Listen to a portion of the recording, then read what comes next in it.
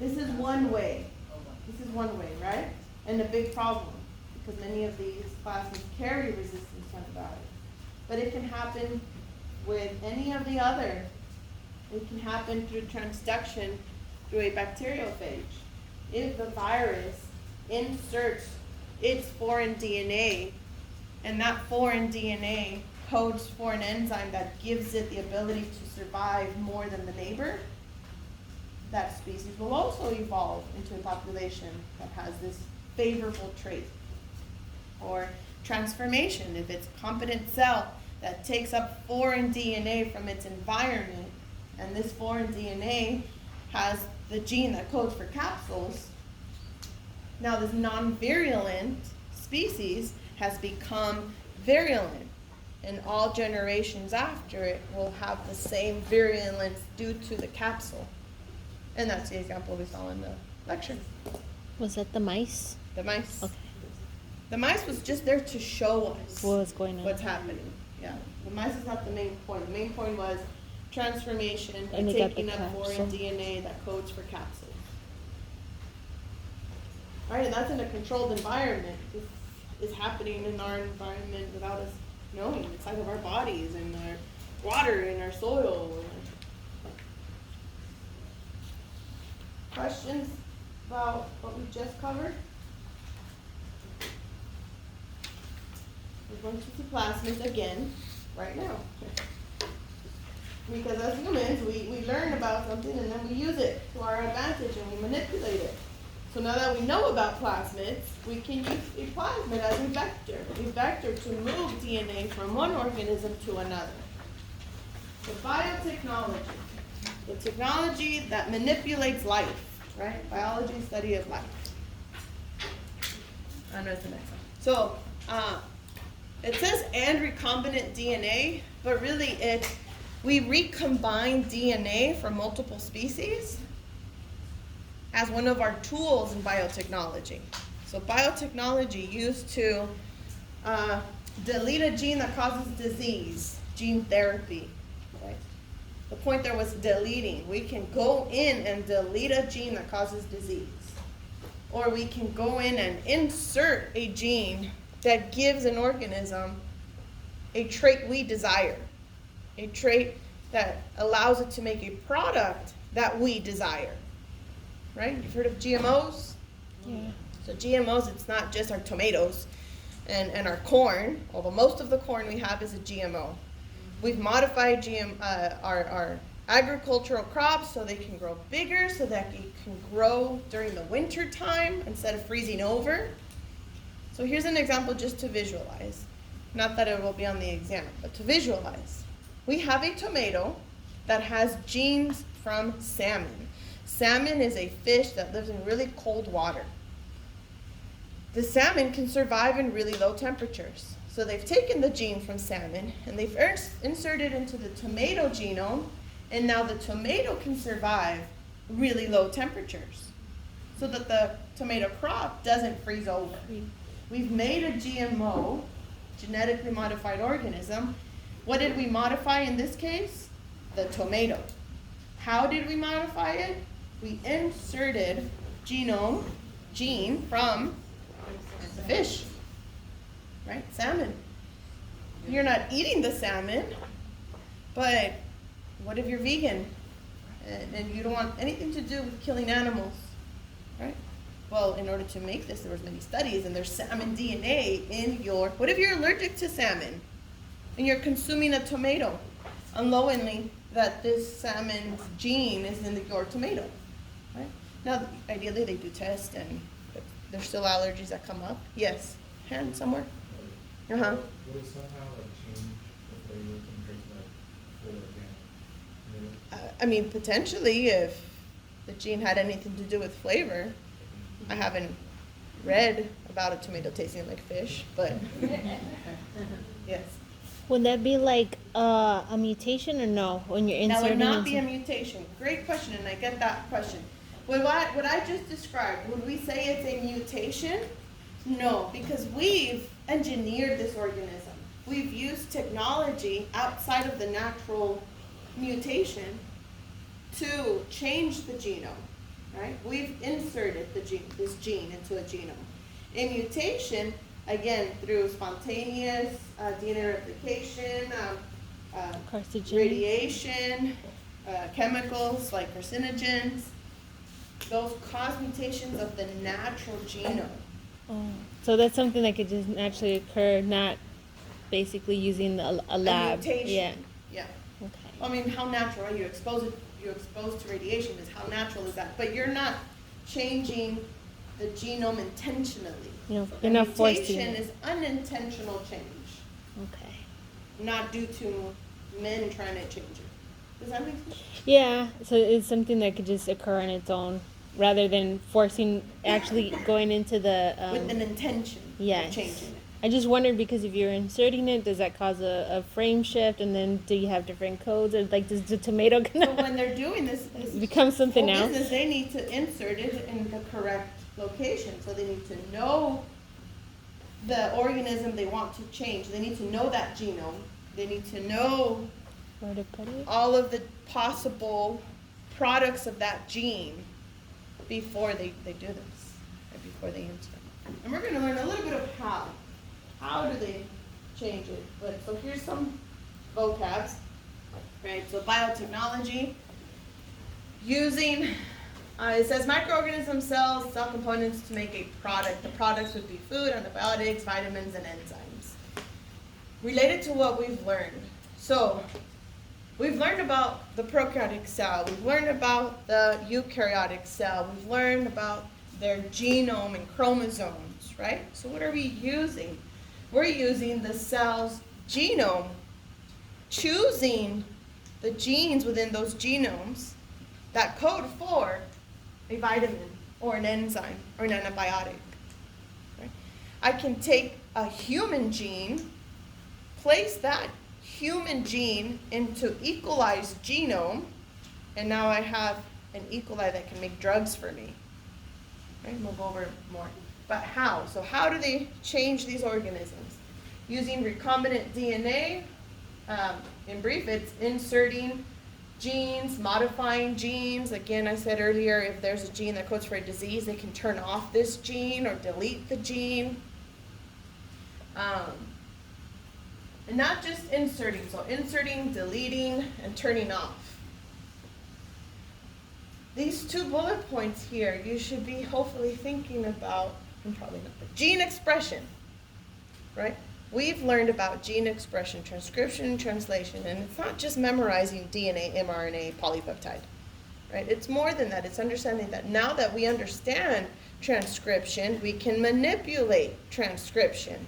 We can manipulate translation. That is biotechnology. Biotechnology is us manipulating gene expression, right?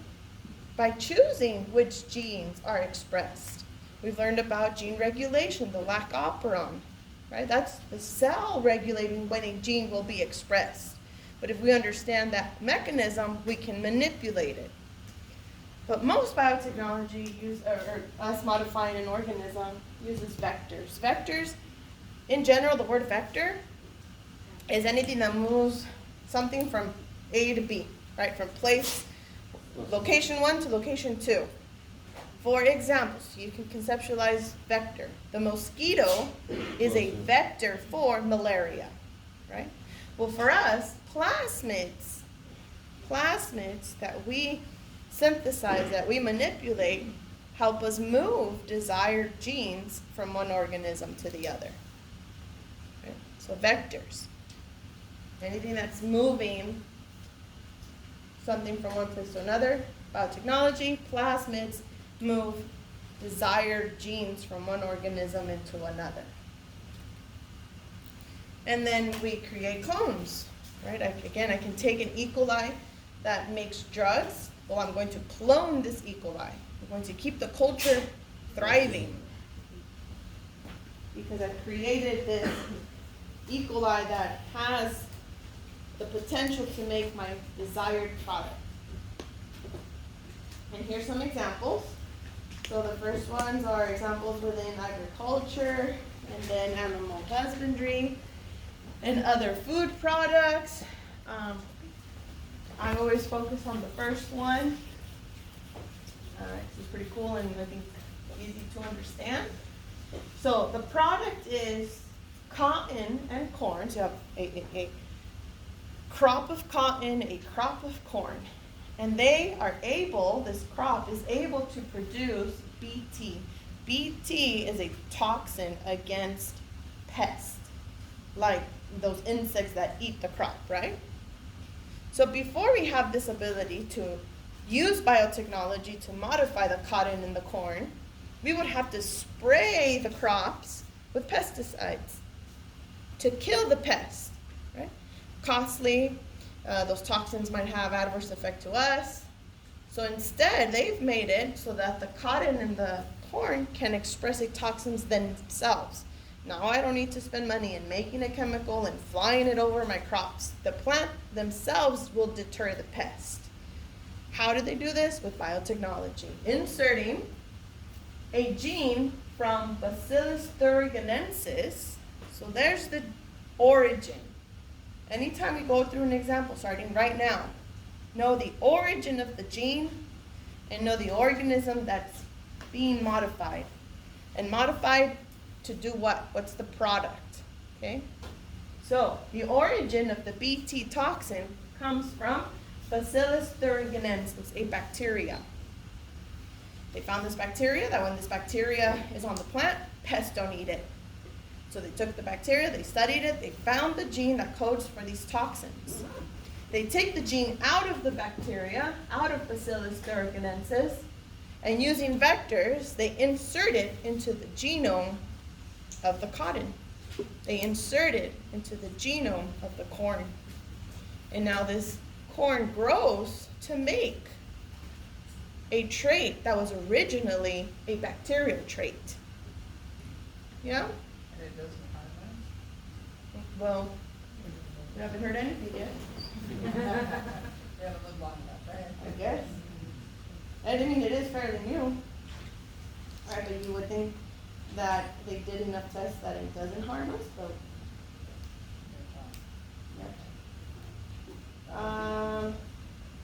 and then we have growth hormones that we harvest from bacteria, so, right? So we modify. I'll go.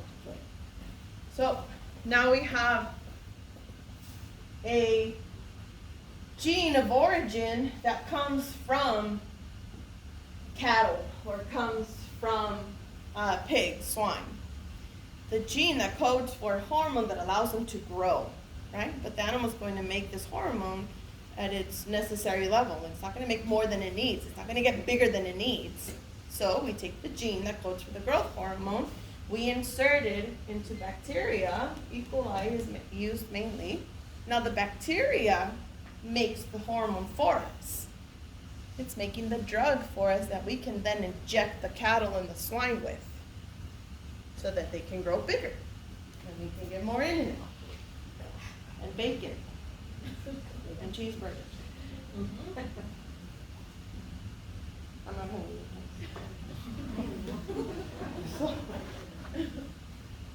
Here are some terms of what goes on to create these organisms that have been modified. So first we have to select the organism that produces the product that we're looking for, right? Let's take the BT corn and cotton as the example. We select Bacillus thuringiensis so that we can then find the gene. Or we might, in this case, apply mutagens to see if we get a desired trait. So mutation is involved in biotechnology, but so let me see what happens. I'm going to expose this culture to radiation. I'm going to expose this culture to this certain chemical, and maybe there's a beneficial change. These are just studies. And then site-directed mutagenesis, change a specific DNA code to change a protein. So first I would need to know the gene. I would need to know the protein that it is expressed from the gene. And then I might want to change that enzyme slightly to fit a different substrate, to be more efficient, maybe increasing its affinity to my substrate. I'm losing you though, because I haven't taught you about enzymes yet. So I on purpose change a gene to change the product, right? And then once I've changed the gene, I inserted and cloned that species. Clone, I harvested. Yes. So I have things on here on biotechnology that it's not mutation, but. It's, so me taking a gene from one organism and putting it into another, I am not mutating the genome of the corn. I'm changing it. I'm creating a genetically modified organism, but the corn didn't mutate on its own. Oh, okay. But I can mutate on purpose a gene and then insert it. So the earlier question, when we created GMO, we created it intentionally, right? But we can also intentionally cause a change in the DNA, the mutation. Yeah?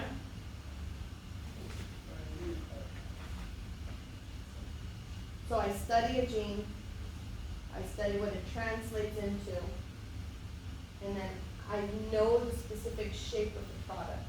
And I want to slightly change the shape of the product. So I will slightly change the code for that product.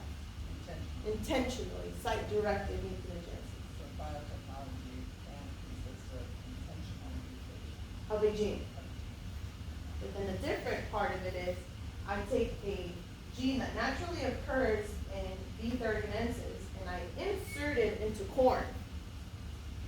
I didn't mutate anything. I just delete it from one organism and insert it to another. Now I create corn that expresses the toxin.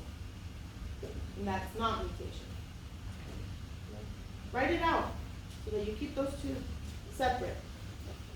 With the focus more on recombinant DNA technology, which is deleting a gene, inserting a gene.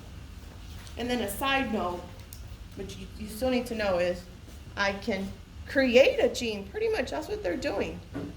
Instead of inventing a whole new gene all from scratch, nature already has a gene that's very similar to what I want, so I'm just going to site direct change it, mutate it.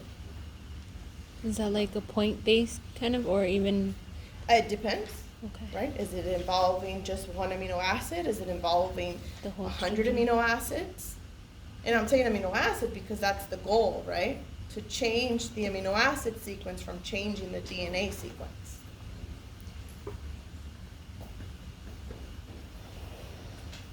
The main focus is recombinant DNA technology. Right there, second bullet point. Recombinant DNA technology. You know that it's inserted. It is deleting from origin, from the origin genome, and inserting into a desired product genome to create a desired product. Let's go over some examples to help. This slide here summarizes almost the whole lecture. All these 12 slides are almost summarized into this one slide. Right? So put a star by this slide and practice it and add information such as restriction enzymes. So let's go over it before we talk about restriction enzymes. This is good.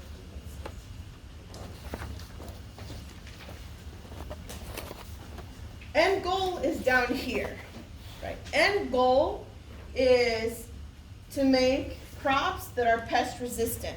We just went over that example just now, right? End goal is to make the human growth hormone drug, to be able to sell it as a drug, right? To mass produce human growth hormone, right? Or to mass produce, to mass produce insulin. That's my goal. Let's use insulin before we talk about that. Insulin treats diabetes. Before we could buy insulin in a vial to inject easily, they would harvest insulin from the pancreas of a pig, right? Insulin's made in the pancreas. Diabetic doesn't make enough insulin, or at all doesn't make insulin. So I extract insulin from the pancreas of a pig. That's costly. That takes a lot of time, right? So these two scientists bioengineered the very first drug, FDA-approved drug, and that was insulin. And this is how they did it. They found the gene in the human genome. So if this were to be the human genome, and they hunted for the gene that codes for insulin. They found it. They used enzymes to cut it out of the genome. Why? So that they can then insert it into a plasmid. But the plasmid came from, again, bacteria. Plasmids are naturally found in bacteria.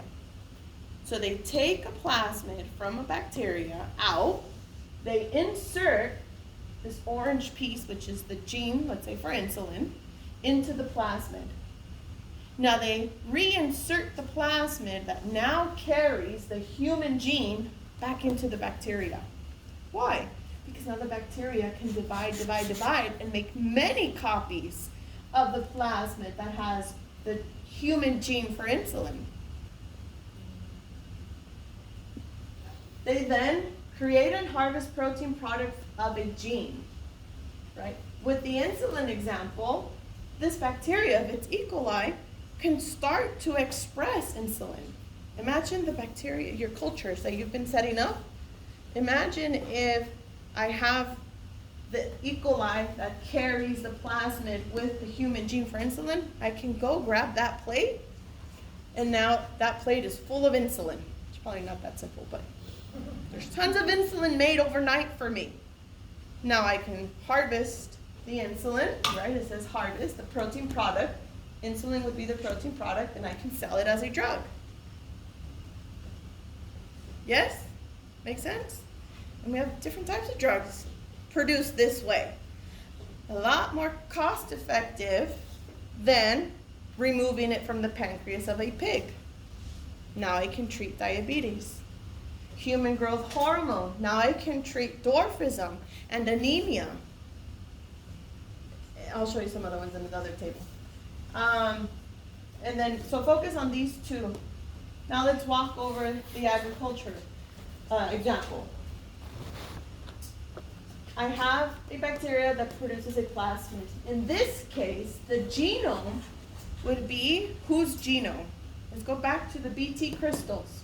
Whose genome would I remove The bacteria. the bacteria? Which one? The Bacillus T. Thuringiensis, right? Now this genome is of Bacillus thuringiensis, a different bacteria.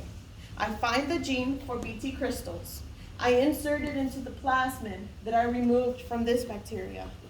Now I have the bacteria with the plasmid that has the gene for Bt crystals from Bacillus thuringiensis. I create and harvest copies of the gene. Bacteria divide very quickly. I then take the plasmid from these cells and insert it into the corn genome. I insert it into the cotton genome. Follow those two examples. I'll ask you about Bt crystals and insulin. Human growth hormone, same thing.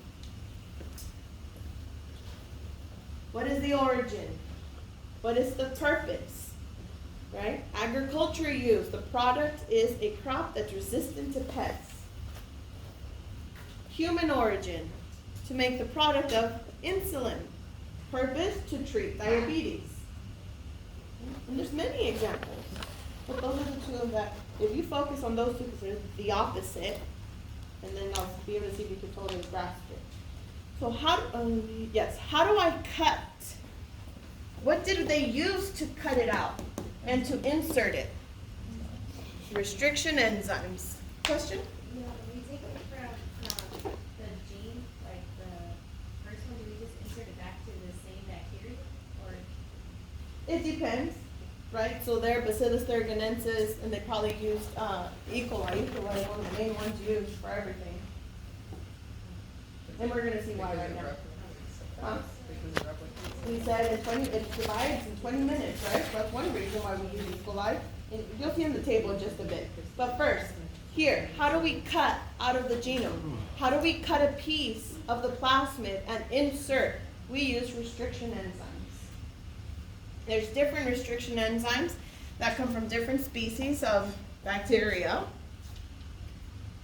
right? They're enzymes that recognize specific sequences. So we would first have to study the ends of this gene. Let's stick with the insulin gene. I find the gene, I know this gene translates into insulin. Well, what's the promoter? Remember promoter, the beginning of the gene? What is the sequence for the terminator, the end of the gene? I find those sequences and then I get a restriction enzyme that can find them and cut them. That's it. That's all I want you to remember about restriction enzymes. Restriction enzymes used to find and cut desired sequences of genes, desired genes. Again, restriction enzymes used to find and cut out desired genes that produce desired products, like insulin. You're saying find or Find, locate, Well, they need to bind also, because you said bind. Yes. So if we're able to find, we go insulin to stop us from pulling out a person that we're considering to produce it. Gene therapy, they're trying. They haven't been successful yet. So that would be gene therapy. So Maxwell's question is, why don't we just cut out cut out the faulty gene and insert a good gene that can help the person make their own insulin, right? And that's gene therapy. We would have to find stem cells, because we can't just take a pancreas cell and start modifying it. So we would need to find a stem cell and then do gene therapy on the stem cell, which is that cutting and replacing. And I think they're trying. I think they're close, but they're not there yet. Especially here, because we don't fund stem cell research. There's a lot to it. Here's an example. So, just so that you can visualize it, here comes a restriction enzyme and it cuts the desired gene. There's a sticky end and a blunt end, and we insert it into the plasmid. It's just a visual for you. All right, visual. This here is a zoomed in diagram of what's happening right here. But your main focus is this slide. Restriction enzymes are used to insert desired gene into plasmid. Restriction enzymes are used to cut out desired gene from origin's genome It's used to cut out and insert into the plasmid, because it needs to cut the plasmid. I'm not going to ask you a question directly about it, but that I hope you are thinking is, how do these work? Well, there has to be a complement base. The reason why we need to use the same restriction enzyme to cut and insert is because the bases have to be complement to each other, right? So this would be the plasmid's sequence at that sticky end, and this would be the desired genes. And they are complementary bases. otherwise it rejects it. It wouldn't work. It wouldn't fit. Right? In that, you would, if you understand just DNA strands, that should come intuitive. So if it doesn't yet, keep reviewing and thinking about it. Think about what you're seeing. Yes? And just to clarify, so the restriction enzyme is what the scientists use to cut and insert the desired gene to the plasmid so they can put it back in the bacteria and produce the desired product. Correct. And if bacteria is making the desired product for us, that's the end of the story. But if I want to modify the genome of corn, then I need to insert it into the corn genome. I'm about to show you how that happens. I'm almost about to show you. I already said this information. Here's the slide for you to review. Plasmids are vectors. Vectors are transferring genes from one organism to another. Question? The particular enzymes, do those have to be created? I think now we can. So the list you saw on the slide there is those found in bacteria. But I have heard of synthetic restriction enzymes, especially when we want to replicate DNA in a specific sequence of DNA. We can now make these restriction enzymes. We use them in other courses. We use them here, or we use them today? We used to when we used to cut out our alu insertion, but we don't do that anymore. But yeah, we can make them. So shuttle vectors, because they're moving from one place to another, they carry new DNA. I've already said this. Except for I didn't point out that a virus can be a vector. And we're going to see it in just a bit. We'll see it in just a bit. We keep talking about E. coli. Question? You said virus can be? A vector, moving from, DNA from one to another. But let's talk about E. coli and why E. coli is used. Why is E. coli modified and used to produce products for us? Well, Karen brought up a really good point that we said a while ago. They go through binary fission very quickly, so you can have many generations in a short amount of time. And if all of the cells have the gene, you can harvest a large amount of product quickly, right? Easily grown. That's what we're talking about. Not only do they, as a species, divide fast, we can maintain a culture, just like you are in lab. Have you ever wondered, out of all the thousands, millions of bacteria, why are we using E. coli in lab? Because it divides quickly, so we can do an experiment on Tuesday and look at it on Thursday, and it's easily grown. It's not very Sensitive? Yeah, You can just finicky. Is that a word? yeah. And its genomics are known. What do they mean by that? We know its entire chromosome. Bacteria, prokaryotic cells, only have one chromosome. And some chromosomes are larger than others. And we've studied E. coli that we know it. Why would we need to know it? Why would we need to know E. coli's genome and E. coli's genes and the proteins that E. coli makes? Why would we need to know that? To use it, to make a product for us. Huh? Or, in this case, we're not removing an E. coli gene. Well, we are a little later, but so far we've talked about putting in genes into E. coli. The human gene for insulin into E. coli. Why is it important to know the genome to do that? To create an ideal environment for it to grow. Well, we need to know the environment, so we study its genome so we know what its nutrient requirements are, and the resistance it has. But why, a bigger reason of why we need to know the entire genome, if we're going to be inserting a gene, we don't want to disrupt any other operon. Let's talk about an operon. What if E. coli has an operon?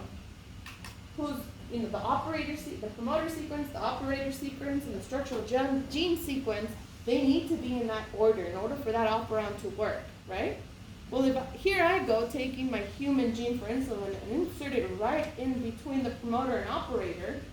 Now I've broken that operon for the E. coli, right? So I need to know all of E. coli's genome, not just the entire sequence in its genome, but all of its different genes within that genome, so I don't disrupt the normal function. Yeah? So we know it, we can easily grow. But then the cons, E. coli is a gram-negative. What comes along with gram-negative cells in their outer membrane? Endotoxins, right? So now we have to deal with endotoxins, so we'll have to eliminate it from how? It would find the gene that codes for the LPS and remove the gene, and now they've modified this E. coli genome to not be able to make the LPS. And then I kind of simplified it when I said you're going to show up and find a plate full of insulin. Well, no, not really. So the cells are making the insulin inside of their cell. So then we have to find a way to easily and quickly lyse the cells to expose the insulin before we can harvest it. Question? But by lights. Lyse means to break apart. So we need to open up the cell membrane and cell wall.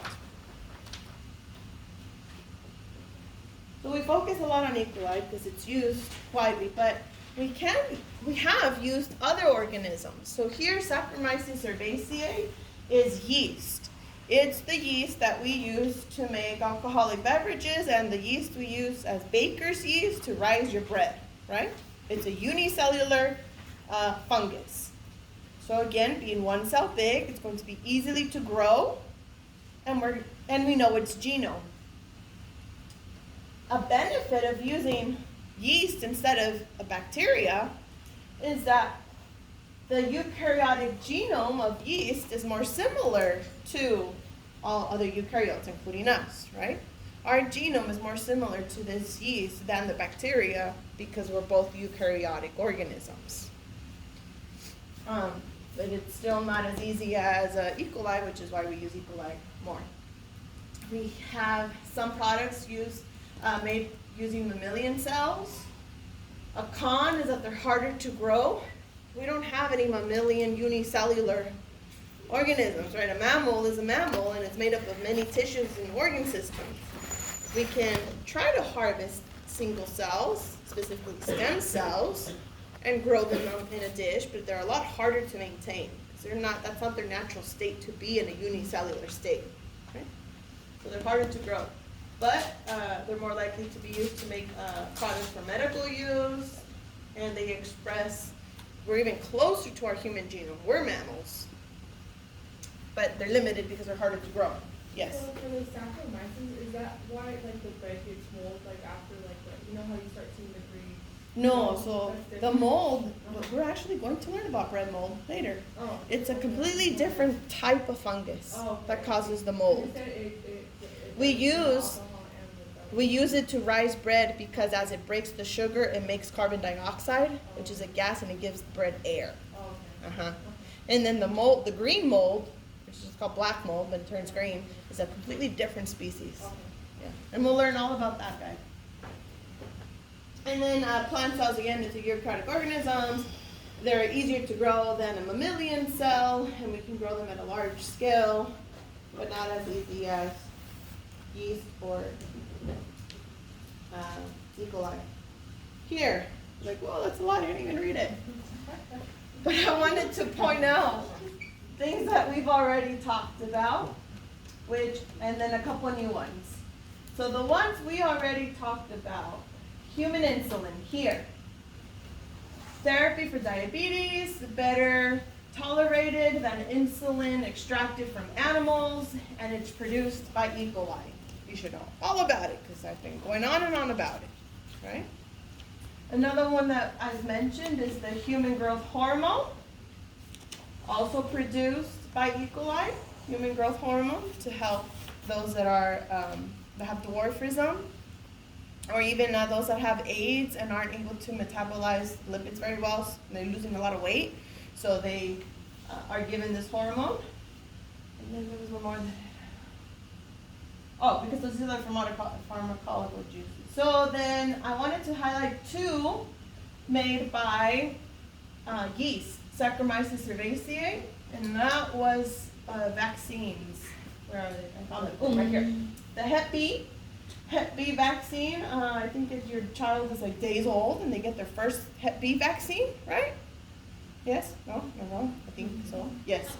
It's correct. So produced by S. cerevisiae, the yeast that carries hepatitis virus gene on a plasmid.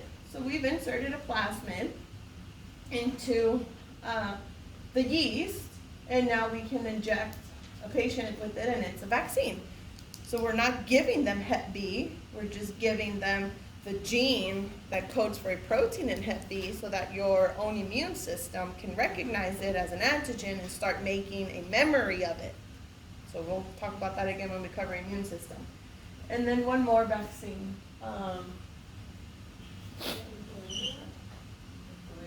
Where? Flu? Influenza. Sure, let's use that one. Okay, yes. So Hep B and the flu vaccine made from E. coli or S. cerevisiae carrying virus genes. So again, Hep B and influenza are viruses. We've learned about viruses, and viruses here that can cause respiratory infections or can cause hepatitis, infection of the liver. And we've created vaccines, but we need a way to put them into the patient without giving them the actual virus. So we've put the genes from the virus into a non-pathogenic form, right? The E. coli or the S. cerevisiae. There was one more though. There was one more. The cervical cancer and vaccine. Yeah, I mean, that's interesting to me. Okay, let's leave it at that. So 2 vaccines and human growth hormone and insulin, right? Highlight those. Just those two. 4. What- It's 4. What about the rest? Oh, I got it. If you want. No, I don't think my memory is that good. I mean, I've given you 4. okay.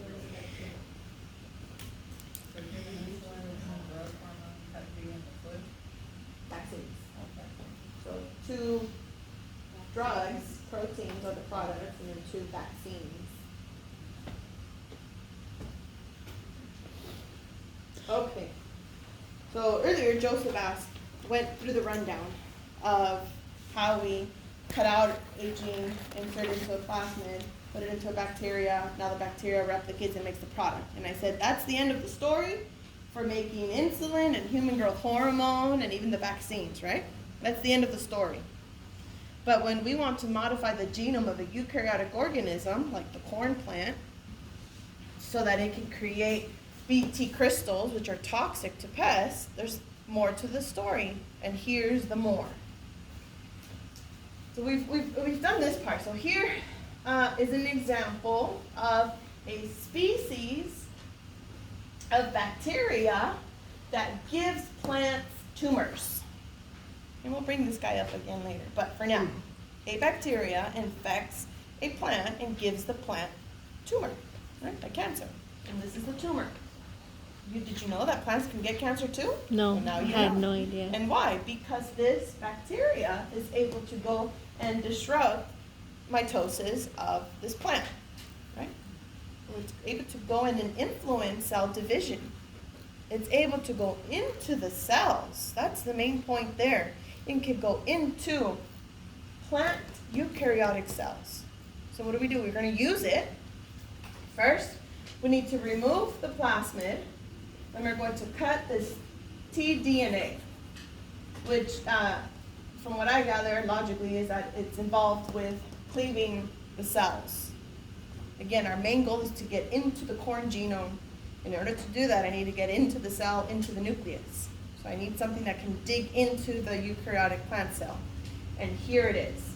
But along with it, I want it to carry my desired gene.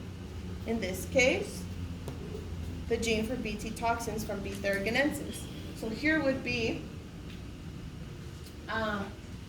foreign DNA is cut by the same enzyme. So the foreign DNA in this example would be the gene from B. thuringiensis.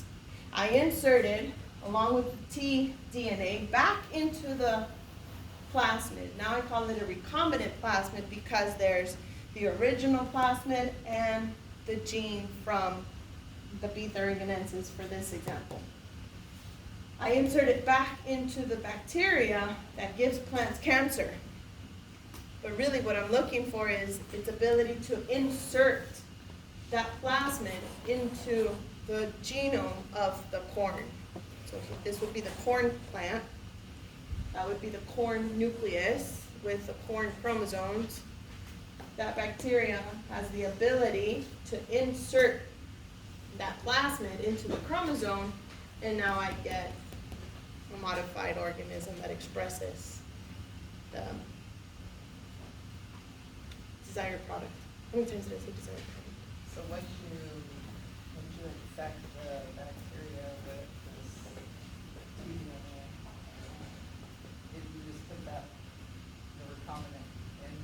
thinking of, they took it out first to insert the foreign DNA, the desired gene.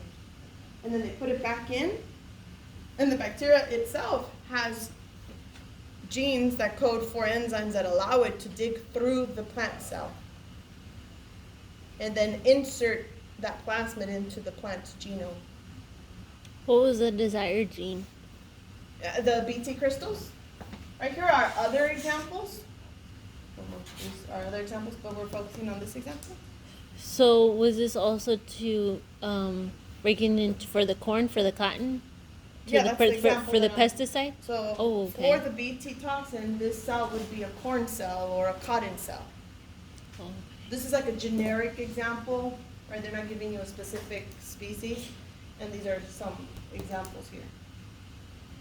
We don't even talk about those. What is that antisense DNA? Is that like an anti-codon type of thing, like a non? So a different way, if I want to turn off a gene, I use the antisense DNA. So I have two strands, leading and lagging, and one of them is the antisense. And I didn't read up on it, I forgot, but it blocks it. It turns it off. Big picture, it turns off a gene using the antisense. That's okay. Yes. Step 1 and step 2. So step 1, I find the plasmid that's carried the tDNA from this species that causes tumors. I then I cut the tDNA from the plasmid so that I can insert the DNA into that segment. And I want that specific segment, it doesn't say, but we can only assume that that segment is involved in giving the plant cancer, right? Getting into and if I want to incorporate the foreign DNA, which is the gene for BT crystals, into the corn genome, I want to insert it into a place that has genes that will allow it to get into the nucleus. And that's what's happening between 1 and 2.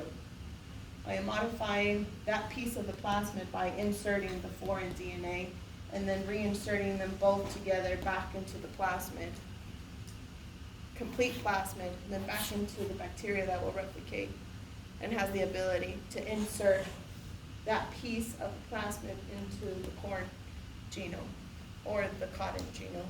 And that's all being done in place. It's all being done. Oh, I don't know how many steps it takes, but I mean, it's the labbing, so it's the cells, and then the cells grow, and then you grow plants from those cells. Uh-huh. Yes. Yeah, so the plant cells are grown in culture, and then we take those cells and Okay, so in the picture there, you've got the tDNA, TI plasmid, and then recombinant TI plasmid. Are those the same plasmids? yeah, that's the same plasmid, but now this plasmid has foreign DNA Okay, and then you're inserting it in. back into the bacteria. Yes. So say that the modified bacteria has food for Eli as well. And so then you place this bacteria onto the plants. And then the normal bacteria that doesn't have this plasmid, then this bacteria can transfer that plasmid onto the leaf.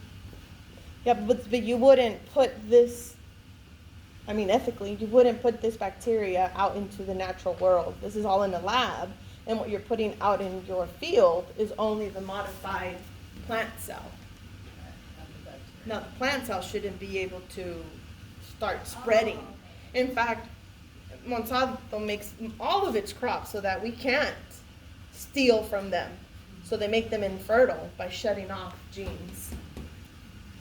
So they can't make seeds. And if they do make seeds, those seeds won't sprout, won't germinate. That's Right? a good way to keep it secret. Yeah, to keep the profits, and if you're a farmer that's buying seeds from Monsanto, every season you have to buy seeds from them. You can't just buy once and then grow And on let your it own. grow. So in India, there's a high rate of suicide in men that are the head of their household because they spend all their savings on these seeds, and then they don't get any rain, there's drought, they've just lost everything. That's a big problem. Or that we're not talking about. We were just talking about how they gave those. They have not on them. A Yeah, what? I mean, we're talking about like some fruits have seeds and some don't, like how?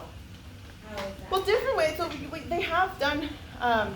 We've been modifying our crops since way before biotechnology, right? Our corn, ancestral corn, was this big, and then just through artificial selection, farmers choosing which plants are going to make the next crop, we've artificially selected, naturally, artificially, into a larger corn. And some of our seedless plants, right? That's just the way they did. They took, all right, this plant this season made very few seeds. So I'm going to only use the pollen and seeds from this plant to make my next generation. And it just takes many generations till eventually we get what we want. But by our technology, we can speed it up. I wonder if my dad grew like his own corn and then there were like this